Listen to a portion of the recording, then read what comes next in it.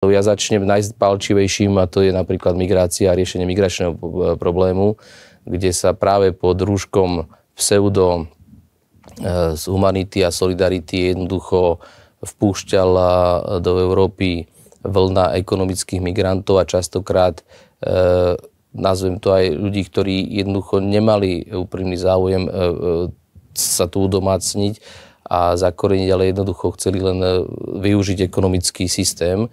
To samozrejme opätujem, chcem striktne oddeliť od všetkých, ktorí boli pod ohrozením života v vojných konfliktoch, ale my vieme aj z rozviedky, aj zo spravodajskej činnosti, sám som prijímal správy ako minister spravodlivosti, aký je pomer vo vnútri tých skupín migračných.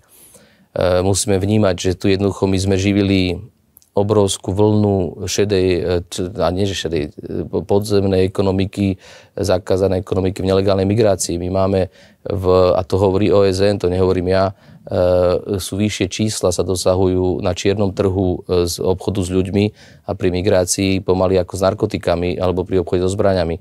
To sú šialené informácie a všetko to ide na úkor občanov EÚ, ktorí platia vlastné dane, stále počúvajú falošné informácie z vrchu a jednoducho nikto nerozhoduje rozumne, lebo každý chce zostať na vlne nejakého popularity a peknej vlny, ktorá chytá hlasy. A to sme videli takisto pri zelených témach. Môžeme ísť Green Dealu, kde zrazu dneska tí istí, čo hlasovali za Green Deal, hlasia, musíme to zmeniť, musíme to zastaviť, musíme to zrušiť.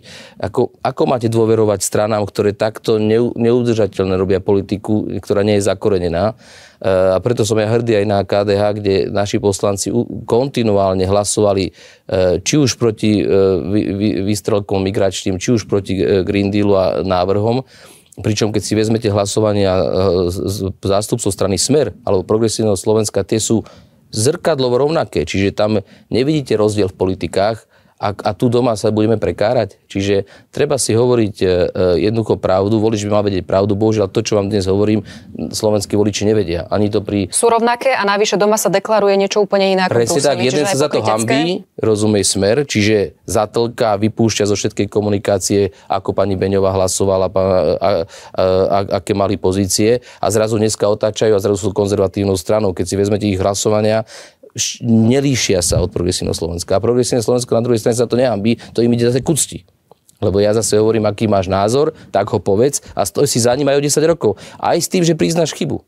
Priznáš omyl, to si treba ceniť. Ale najhoršie je, keď vy zatlkáte a tvaríte sa, že nič, ja muzikant. Ja som pri tom nebol.